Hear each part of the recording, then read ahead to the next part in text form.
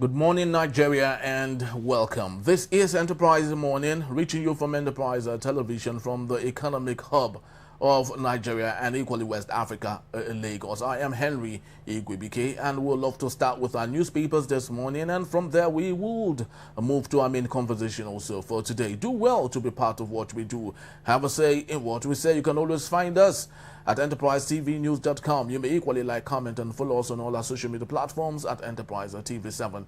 I'm very so honored to have with me, joining me via Zoom, Barrister His Greatness Agada Igo. He is a barrister, law public affairs analyst, to look through all that we have from our newspapers and possibly through our main conversation for today. Thank you so very much, Barrister, for your time. Sure. Always a pleasure. Barrister, I'd love us to start with the Daily Trust newspaper for today, this morning. We have the big story, Mariam Sanders release, worst injustice to us. And that's coming from the husband's family. And above that particular story, we have other interesting stories. National Assembly wants election to hold earlier. Enugu Commissioner quit PDP as Mba joins the APC. And on the downstream of the same newspaper, universities short. ASUU rejects no work, no pay policy. Cameroon's coalition claims early victory in presidential poll. Barrister, I love us to start with Mariam Sanders' release. Worst injustice to us, husband's family. President Bola Ahmed Tinubu granted clemency to about 176 inmates serving different forms of incarceration. But of course, what is good for one person is not good for another. The family of the deceased, that's the husband to Mariam Sanders, are not happy. As a barrister, what is your take on the clemency first, and do you think justice was done on this particular case? And no doubt the president has the right to exercise clemency for convicted felons under Section 175 of the Constitution of Nigeria, as amended 1999. But he's also expected to exercise this authority for national interest, for national defense, and to enhance the interest of the nation. And it should not be done for private or personal concerns. And so what will first of all bother my mind is that the granting of clemency, as it is for 175 Nigerians, was it done in furtherance of the national interest? That's the question me and you should ponder about. And looking at it from social media, from mainstream media, as they have reported it, that almost 1/3 of those granted clemency were drug traffickers. And I do not see how that promotes national interest in any way or manner. I do not see that, because you know we have a serious narcotic issue in Nigeria as we speak. Hard drugs is a serious problem. Addiction to substance is a serious problem. So when you now grant clemency to people who are peddling, not even those who are even taking hard drugs, but those who are the ones who are the dealers, who are peddling drugs, you demoralize the strength and efficacy of the NDLEA officials who have been religiously combating substance trafficking in Nigeria. Then on the issue of pardoning somebody convicted for murder, I also do not think that serves the national interest, because it means that you are now giving the impression that people can get to carry out murder and get away with it. Even in highly civilized countries like America, The President of America does not exercise his authority to grant clemency for clemency's sake or to even satisfy whimsical political interests. But But Donald he Trump does did it it. Barrister, we had it with Donald Trump. He forgave about 1,000 plus insurrectionists who wanted to take over the Capitol Hill. That was treason. It was a crime that should not be forgiven for any reason. But Donald Trump did that. So don't you think President Bola Ahmed Tinubu is equally borrowing from Donald Trump, who is wielding his laws as much as he wants to, even if it doesn't satisfy the interests of the American country? Number one, we should not follow bad example. That is clearly a bad example. People who wanted to overthrow democracy, 300 and so 20-something years of democracy, you grant them clemency. It is wrong. What is wrong in Nigeria. It is wrong in America. It is wrong in UK. And it is wrong in all countries in planet Earth. So you cannot justify it anything. And if you are following the American politics, Trump has suffered serious electoral consequences for that singular decision. And granting those insurrectionists pardon shows that, he has been in denial that he did not gauge them to do what they did. So it's a confirmation by granting them pardon and clemency. That one is a clear confirmation that he was even the brain behind carrying out insurrectionists against United States democracy in the way and manner they did. But what is important to us is that America is not a perfect democracy, and Donald Trump's administration has repeatedly proven this. Let us learn to borrow examples that are good. Why is it that Nigerians will always borrow examples that are poor, and that for example, now America has continued to be a functional democracy where votes and their ballot count. Let's borrow that. For example, now the American judiciary is efficient, effective. It delivers its determination timelessly. Let's borrow that example. For over 100 or so years, the American dollar has been strong and has become the world's currency. Let us borrow that. For example, American inflation rate for more than 15 years, even 30 years, has been less than 10%. Single digit inflation rate, single digit unemployment rate, single digit underemployment rate. Let's borrow these examples and follow suit. For example, now in America, when public officers are even accused of carrying acts of impropriety, they resign from office, whether judicial officers, executive officers, or legislative officers. Why don't we borrow from that? Why is it that it's only wrong examples that we are recurringly in the habit of borrowing and showcasing? Let's borrow. There are so many things to borrow from. For example, now, if you see America, you will hardly see any president or governor going to commission roads or bridges. Those are done by directors of parastatals and agencies who do that. What they bother about is policies. In America, their public officials show high-level accountability, not even to the other organs of government, but to ordinary, everyday citizens. Why don't we also borrow from that? Why must we always borrow wrong examples? So coming back home from where we started from, I in my own humble opinion, I do not believe that the clemency granted to the 175 Nigerians, majority of them, were done in good faith. But again, too, for example, now Herbert Macaulay was tried under the 1913 or 1914 law, pre-colonial law era.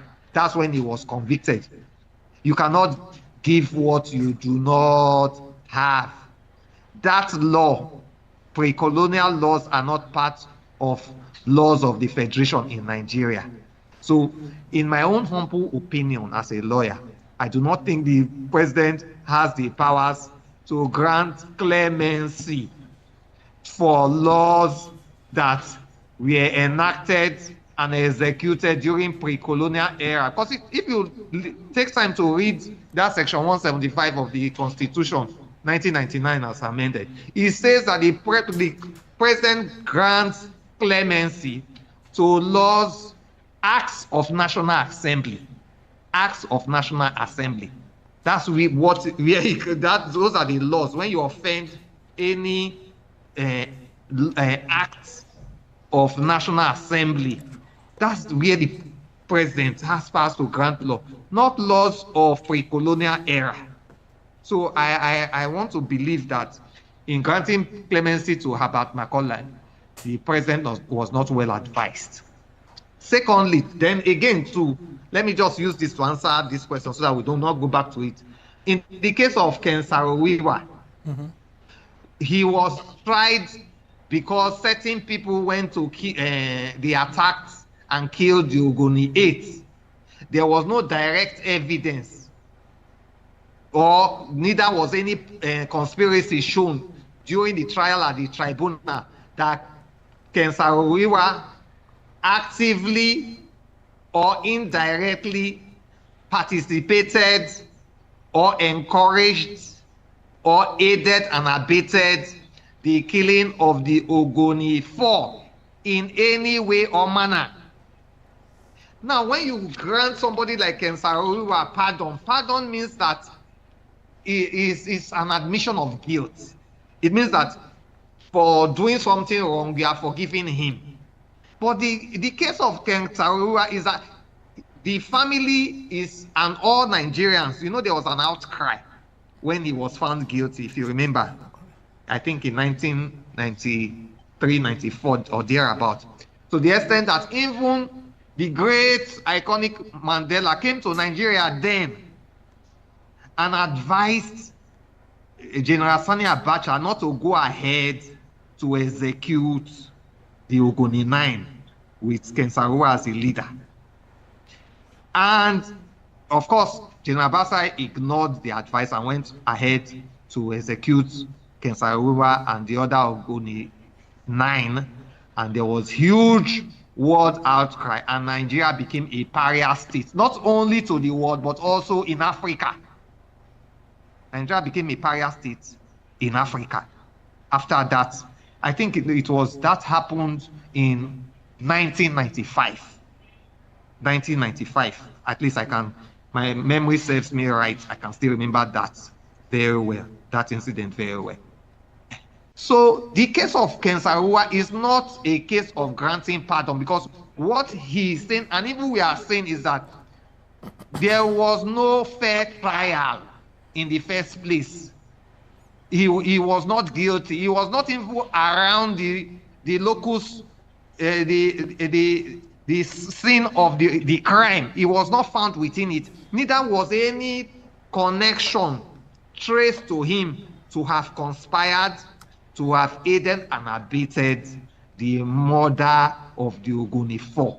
So what we are saying, and I believe what his family is saying, is that that case should be tried, should be retried, because the trial of as far as we are saying, what we are saying is that was a kangaroo tribunal, and of course the proceeding of how he was even found guilty was not made public. There was no transparency. It appeared to have been premeditated. That was the impression even the whole world had, and that's why Nigeria, by that singular decision and action, became a pariah nation to the entire world. All right. So what, in that instance, for justice to be done to the Ogoni 9, there must be a retrial, post-mortem retrial of the Ogoni 9. with the hopeful verdict that they will be found not guilty. But if the pardon is saying that they are guilty, but now they have been forgiven, it does not assuage the pains and the burden and the anger of the families of the Ogoni 9. That is my take on that, sir.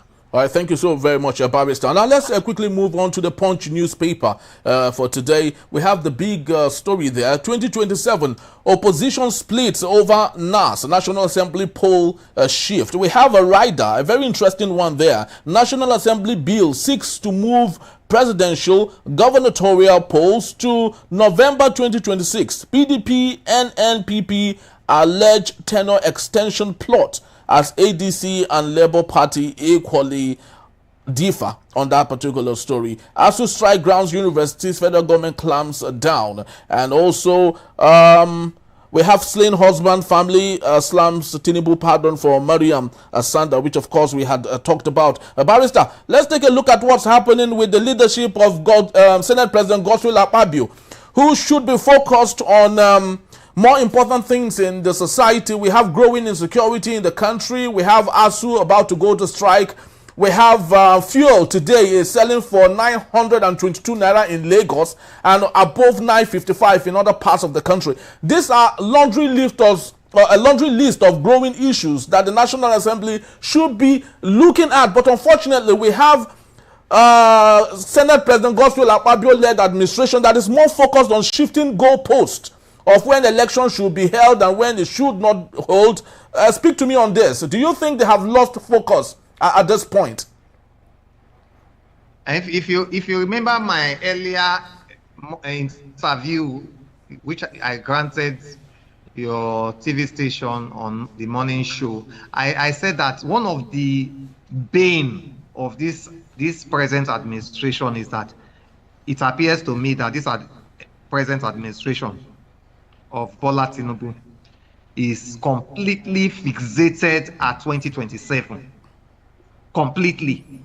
And the events that are unfolding every day just underscores this notion clearly, without doubt. So that every action and inaction they take or do not take is based on the lobbying, planning, and scheming for 2027 presidential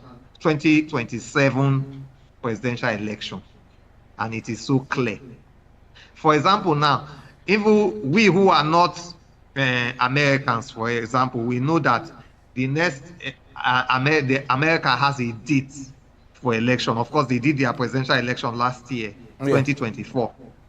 And they'll do their next election 4 years time. Yes. I believe it's 2nd of November. Yes. 2028. It has a date clearly. Whether the date is going to be Sunday, the date is going to be Monday, Tuesday, Wednesday, it doesn't matter, but that's the date. It is known.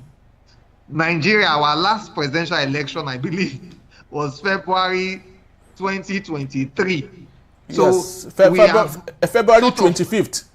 Made up our mind that the next election will be coming up February 2027. So that then February 2027, then 3 months later, the winner of that election will be sworn in as president. So all this shifting of goalposts, going back, distortion here and there, is only creating instability in our electoral processes and is further reducing considerably the confidence Nigeria have in the electoral process as per whether we will achieve a free, fair, credible election in 2027.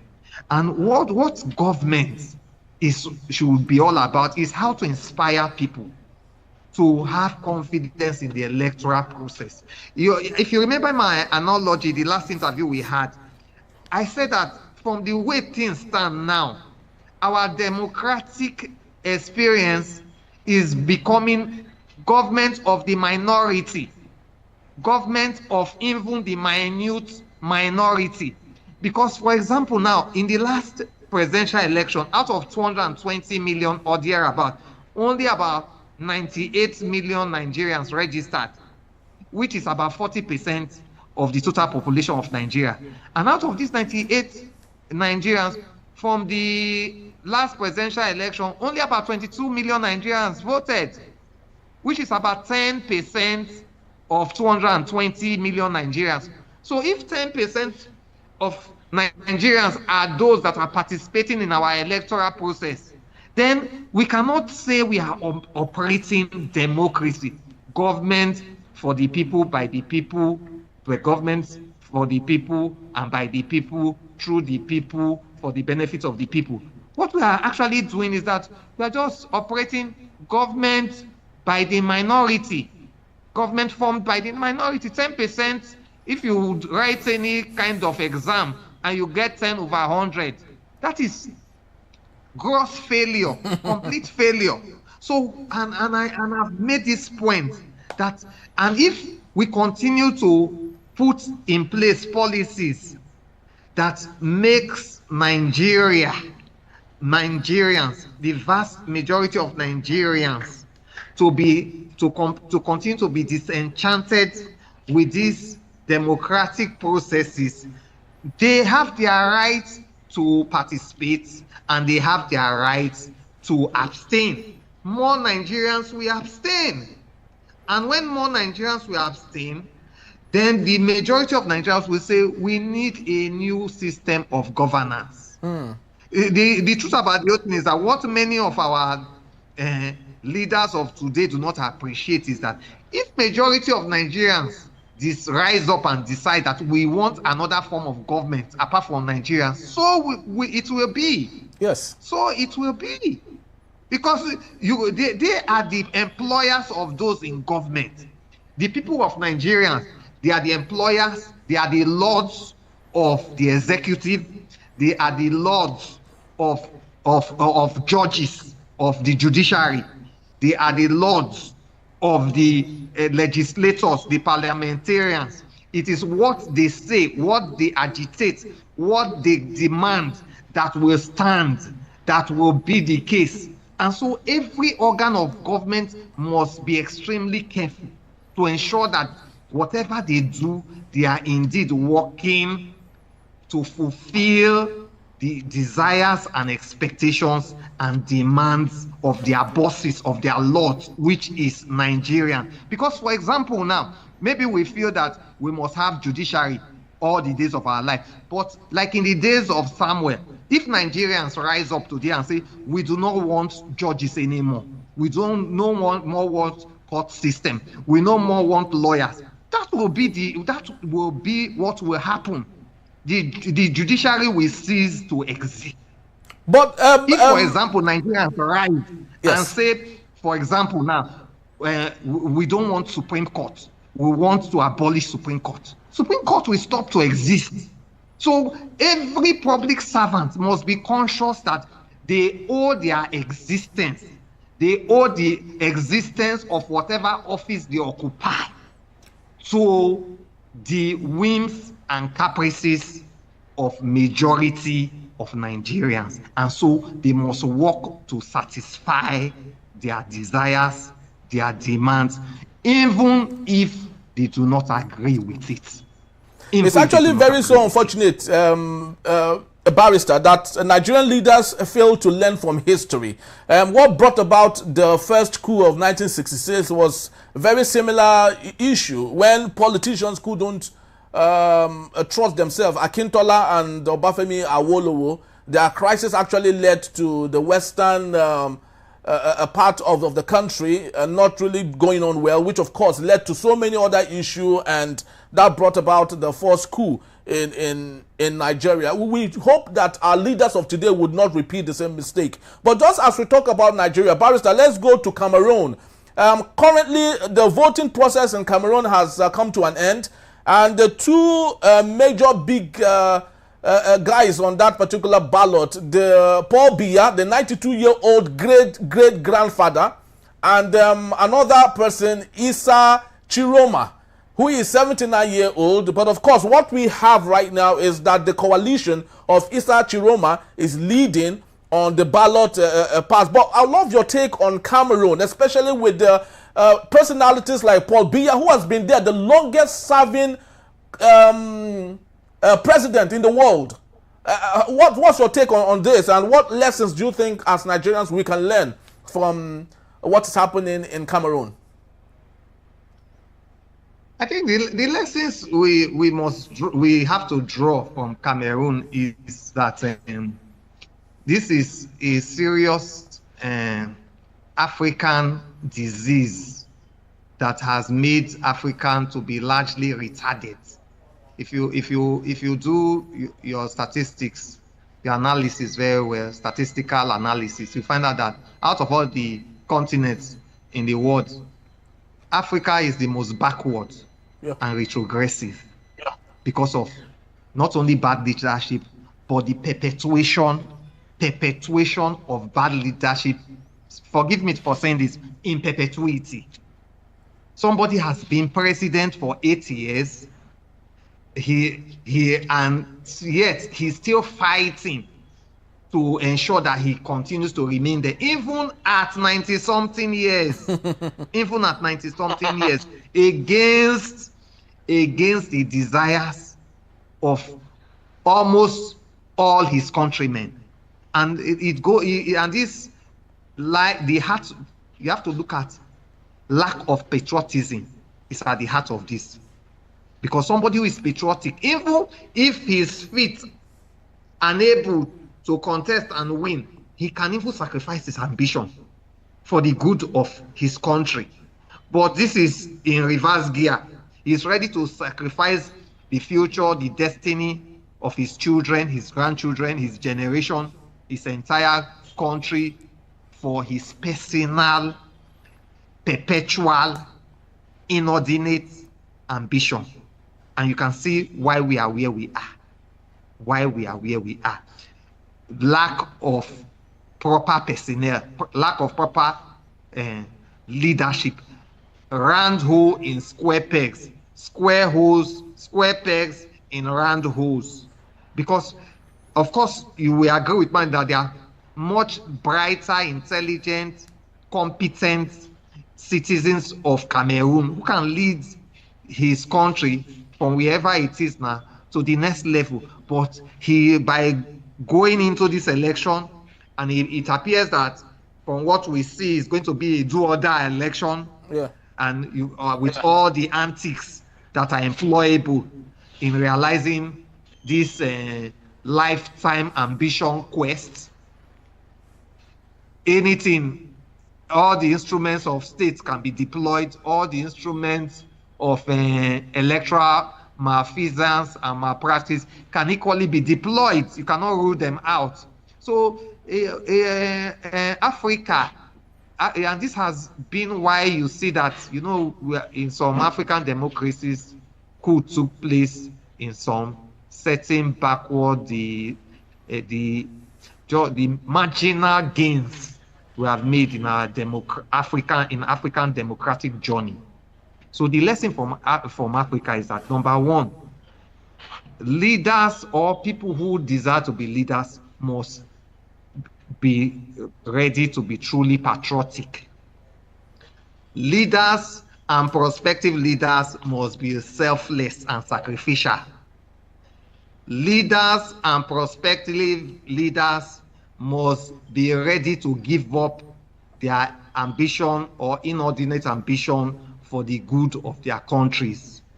Leaders and prospective leaders must be ready to be the chief promoters of due process, due diligence, rule of law, and living by example. Living by example. I'm sure if President Paul Biya is living by example, Cameroon will not find itself in the electoral quagmire that it is presently in. it is presently in, which, if it is not properly handled, has the potential of turning Cameroon into a major crisis center if it is not properly handled, based on what the feedbacks we have been getting from the populace as a result of the aftermath of the elections. So it is also the last lesson I want African leaders to know is that even though God is the ultimate decider of what we are and what we will become, the future of Africa is actually in our own hands. Our destiny is in our hands. And where we are now, presently, is as a result of the poor choices those who have led African nations have made or have chosen not to make. And when we have the crop of sacrificial, focused, visionary leaders in the like of Nelson Mandela, who are ready to do the right thing at serious personal cost, then we can hope to become a great nations like United States of America, UK, and other world powers. Thank you so very much, Barrister. And it's very important that we note here that Paul Biya actually started from as the Prime Minister of Cameroon from 1975 to 1982. From 1982, he now assumed the position of the president from 1982 up until today. And he still wants to go for another 4 years again, which makes him the longest serving president in the world, about 50 years in the making. And Barrister truly made it very known. His lack of patriotism, and that's the reason. Paul Kagame of Rwanda is equally pursuing the same race also. From 2000, he has assumed the president of Rwanda, and up until today, he feels he's the best person. Of course, give it to Rwanda, they are doing an awesome job, but remaining there as the only person that can make Rwanda what it is actually not good enough and not democratic. Just to let us know that Barrister would be here to take us on our main conversation. That is when we return. Federal government enforces no work, no pay as ASUU strike grounds universities nationwide. In a bit, still Enterprise Morning. Don't go anywhere. I'll be right back.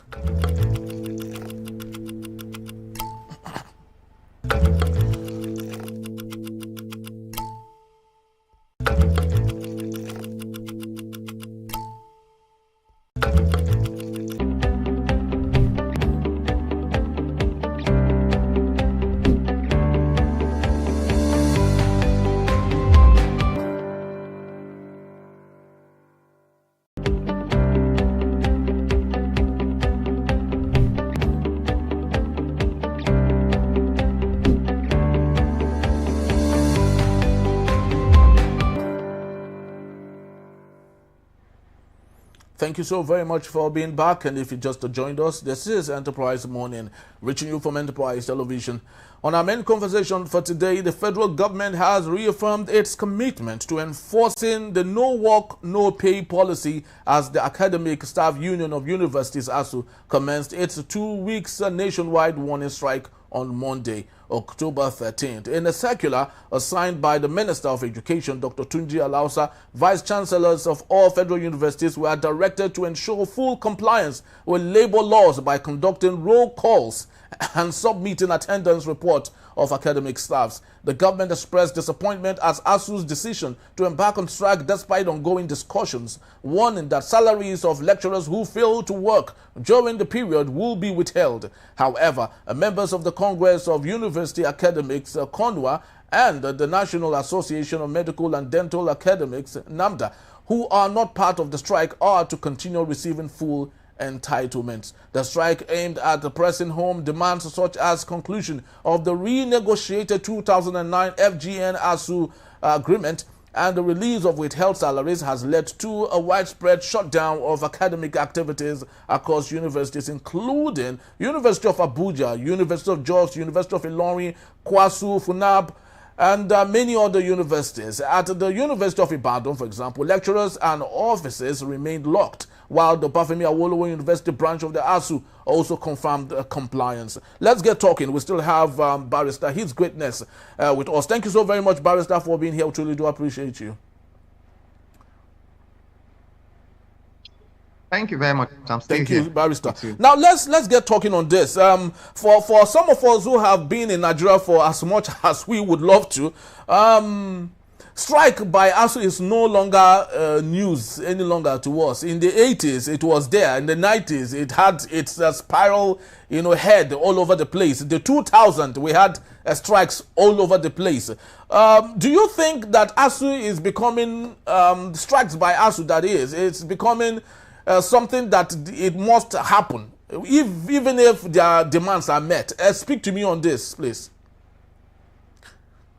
Well, like I've always said, Nigerians, we like fire brigades activities.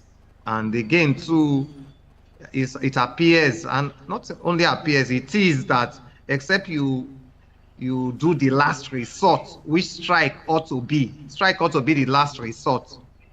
Strike is usually undertaken when negotiations have collapsed or agreements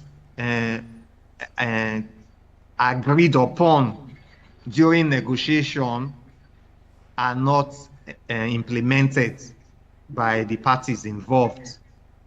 And after waiting, after giving time, after deadlines are broken, then the only option, which is the last resort, ASUU will fall back to is embarking on strikes.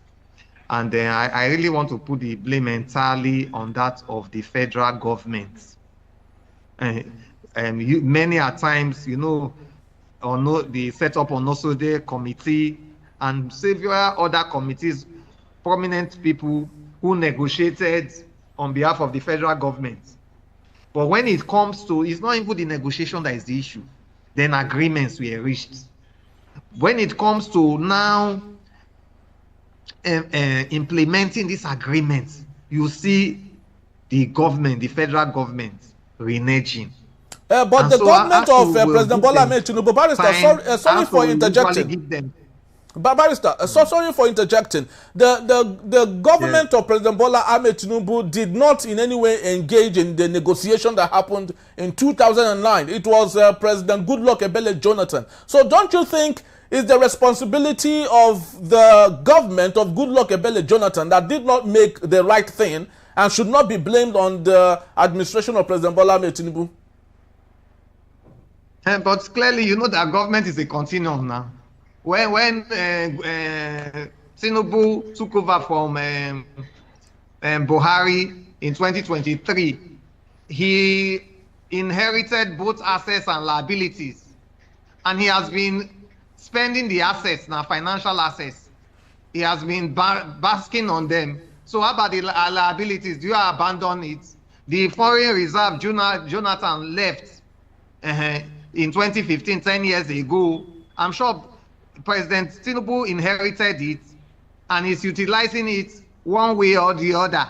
So the debts, the deficits, and the obligations that we also inherited from Jonathan to Buhari by Tinubu, he is obligated to also inherit them and deal with them accordingly. So you cannot take assets and reject liabilities. Like I said earlier, government is a continuum. Again, too, if, for example, there's still a window of opportunity. If, for example, he's not comfortable with the 2009 agreement entered into by Jonathan, he still has the window. There's still a window of opportunity for him to carry out what we refer to as renegotiation. You can renegotiate it. And of course, during the time of Buhari, certain renegotiations were done, but he still failed to fulfill the obligations of government. I think then, Ngige was Minister of Labor. And of course, the ASUU were very annoyed because Ngige merely engaged the ASUU in many hours of deliberation with no consequential action in terms of compliance. So I think this government, they have claimed that they were well prepared for the job. You know, many a times he said he knew what he was coming to face, meaning that he had understudied all sectors of the Nigerian economy, including the educational aspects, infrastructure, personnel, and all what have you. So he knew exactly what was at stake. So all he needs to do is to roll off his sleeves and deal with the issues. What ASUU is asking for is not so much that cannot be handled. I think one of the things they are asking for is that there must be proper infrastructure in the government-owned university to make to provide a conducive environment to enhance teaching and learning, and also certain other payment platforms that will enhance their remuneration. I can't remember which one now. Should be provided. They even at a point developed their own payment platform that they believed will benefit their members and even the nation. They developed it since they are core professionals, but government refused to adopt it as a payment platform. But for now, we have not seen any clear tertiary educational policy coming from the Tinubu administration. We have not seen. So they need to really put their acts together. What is it they want to even make out of our government-owned university? Is it that they want to go back to the PPP structure model, which former President Olusegun Obasanjo proposed about 18 years ago before his exit, where there'll be where the universities will be completely autonomous?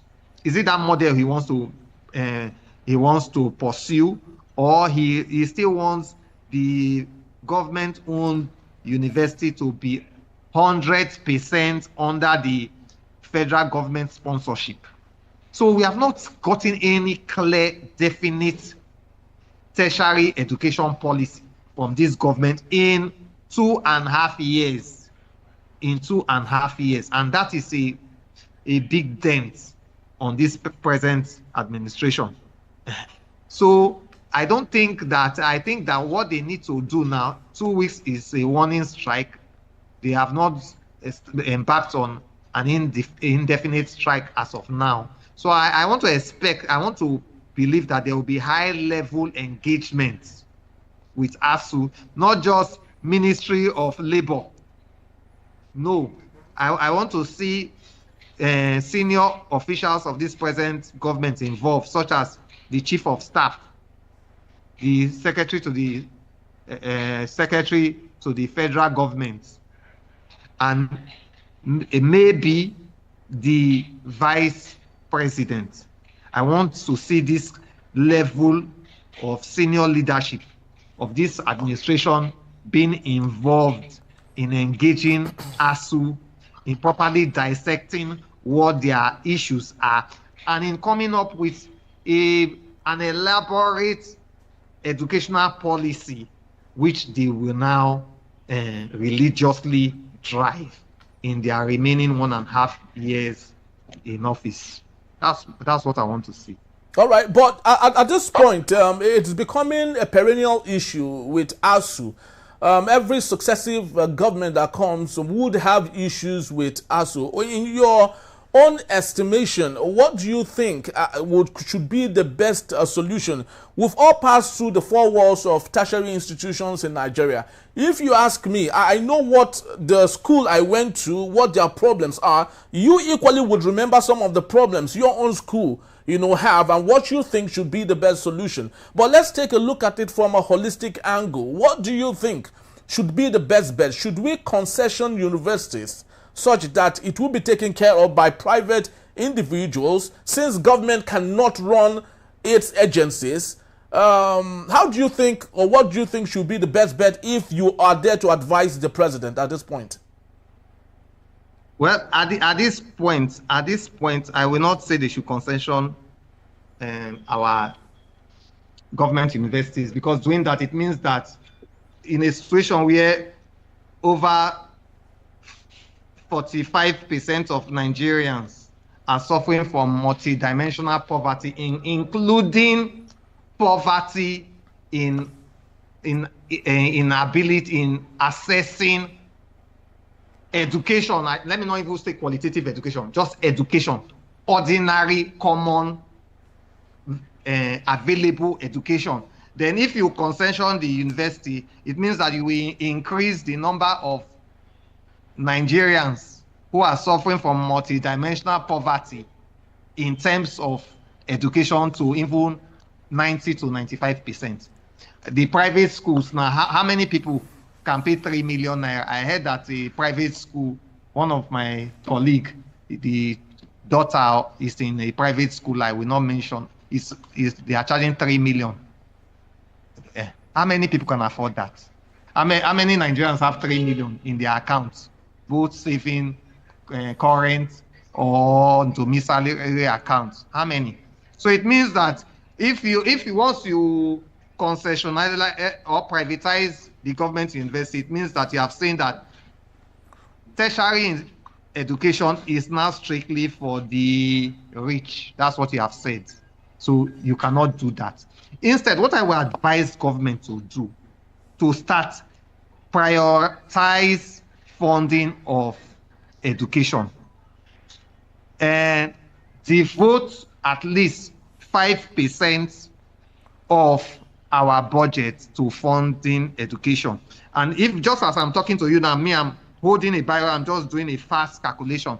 If our budget for 2025, for example, is 50 trillion naira, and we devote 5%, it means that education will have 2.5 trillion in the budget of 2025. And I think that will go a long way, because for now, primary education is in the hands of the state governments and private sector. Secondary education is largely in the hands of state governments and private sector, even though we still have federal government colleges, yes, and unity schools, around about Nigeria. So if we can devote and properly utilize 5% of, because I know that for now we are still operating budget of 2024. We are still operating the supplementary budget of 2024. And we are also still operating the budget of 2025. So if we can set aside 5% of the budget of 2025 for education, making it a priority, I'm sure it will go a long way in taking care of the obligations that previous governments have entered with ASUU. And it will also go a long way in enhancing, in solving the decay, infrastructural decay in our tertiary institutions. Because the truth about the whole thing is that there's so much decay. In fact, if not NEFUND and private assistance from alumni, many of the government universities now will not even have functional lecture theaters. They will not. So if we can, apart from the fact that tuition fees in many of the federal universities have been raised against the spirit of government sponsorship of these federal universities. But if I am saying that if we can provide a good chunk of the funding by allocating a good percentage of our budget for tertiary institutions, then this strike will be a thing of the past. But you cannot kick the can down the road and say, oh, the problem is solved. And that's what previous governments have been doing, unfortunately. Neither can you sweep your debts under the carpet and say, oh, forget about it, it's done and dusted. No, you have to deal with issues. Issues in life, financial commitments and obligations, they are real.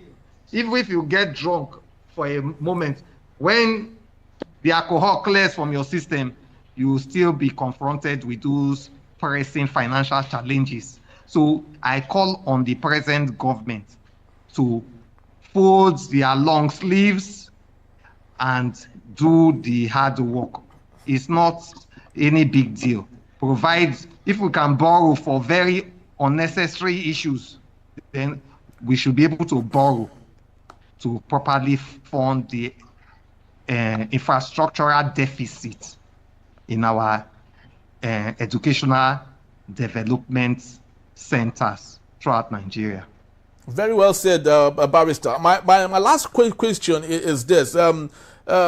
Bishop Coker, once said it's only in Nigeria you would see a situation where people would, third class, right, are the ones giving jobs, employing those with first class. And people with no results at all or fake results like Nnaji, Uche Nnaji and many others, the president equally has the issue of legitimacy of his Chicago State University results. People without results or issues with their results are the one leading whole Nigeria. But let's take a look at how the professors in different universities have aided and abated this corruption that we have in Nigeria. Most of them, like Peter Oban, who made it possible for Senate President Godswill Akpabio to be the Senate President today. He rigged for him and all that. So do you think that all the issue we have, especially with non-attending to issues of ASUU, is as a result of those professors who have been placed the responsibility of returning officers but have turned around to become complicit, and which has turned around to debase the situation that we have today in Nigeria? Do you think we should equally give them a little bit of blame as much as we blame the federal government for a whole lot of the problems? Personally, if I want to blame, if there is a single institution that I will single out for the greatest chunk of the blame, it will be the judiciary. Because if after the judiciary, any person can commit any atrocity at any time and anywhere. Every person can do what is wrong, but these incentives must be religiously and timeously applied. If the executive, if the legislature, or if ministries under their watch violate rules and regulations, make compromises, carry out acts of corruption, the judiciary ought to be that last man standing, that headmaster that will carry a very strong metal iron whip and flog them, all of them, into line and restore order, law and order. But so once that disincentive by the institution that plays that check and balance to now apply that disincentive is inefficient, is unable to apply it efficiently as at when due, then what you have is anarchy, which we are now experiencing in Nigeria, not only in our educational sector, but in all sectors of our national life. There's complete disharmony. Is it police? We name it. All sectors are broken in Nigeria, and that is just the truth. And that is why we all must not demand for modern electoral reform. The number one reform required in Nigeria now is judicial reform, how our judges employed, how they are appointed, who should head the NGC. They should even writing petition. The best friend for National Judicial Council should be petitioners. They are their partners, they are best friends. And I'm saying, let me just use this opportunity to say this before I go any place, that I want to advise the National Judicial Council that instead of calling petitioners serial petitioners, see them as your partners, see them as whistleblowers, protect them, embrace petitioners. Because without petitioners, the National Judicial Council will not have any work to do, because the National Judicial Council does not go out on its own to investigate offenses and violations. It is petitioners that bring these offenses to their knowledge. So I want to even advise the National Judicial Council that for it, create an incentive and give the petitioner 5 million naira. Make that public offer that for every successful petition to National Judicial Council, the petitioner will get 5 million naira. So that if we can deal with the corruption in the judiciary, then we can deal with the corruption in the legislative and executive and ministries, departments, agencies of the federal government and all other governments. That is one. Secondly, two, for the professors, what we need to do in schools, in addition to certain things I've laid out, is that many of our courses in our universities, they are outdated. So we need to restructure our curriculum for education that is relevant for the now.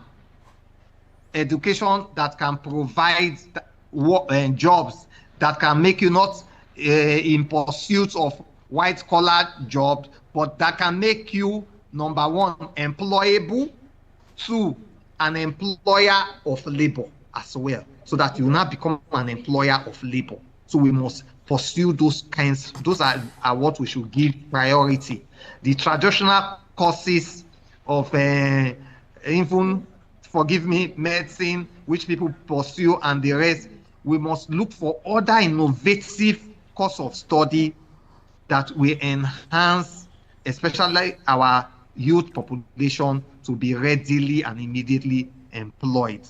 Then again, too, is that we must be able to recruit best hands, because we talked about, we've spoken about square pegs and square holes into the university system, especially the government university system. People who have something to offer, people who can deliver the deliverables as at when due. So the personnel running our public tertiary institutions must be such as that can be able to fit in to the 21st century academicians. Answering the title of a doctor and a professor is not sufficient to be a viable educator in government tertiary institution for the Nigeria we want to birth. Is not sufficient. It's a consideration, but in my own honest opinion, it is not sufficient. That's secondly. Then again, too, the timelines for our educational study is something we must now deconstruct. Many a times you find out that why foreign universities appear to even be more attractive and appealing to many of our students is because of the 3 years you have gotten a degree, but in Nigeria 5 years. If we must be able to think outside the box, why don't we reduce the timeline for our educational system, and so that it will become and make it more innovative? Because in law we say delay is denial, so we can even reduce the timeline for it, and that is amounts to thinking outside the box. The most important thing in education is not how long, it's not how far, but how well. Value for money. That must be our focus. That must be our our mindset. That must be our intent, what we want to get, value for money. And this brings me, how can we ensure that we maximize the educational returns of students in our tertiary institutions? How can we do that? That must be the new thinking. So apart from this, ASUU, the normal things ASUU are pursuing, these are the broader things, these are the higher things that must now be brought into the scope of consideration to be able to give us that education, that educational product that will be able to leapfrog Nigeria into the brackets of advanced, well-advanced, educational, developed economies. Because the truth about the whole thing is that education holds the key to development. Science, trade, industry, education holds the key. An educated people is a liberated people.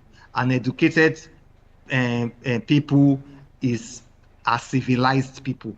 Educated people, of course, are developed people. So we must see that as a priority, and that's why we must give education priority attention.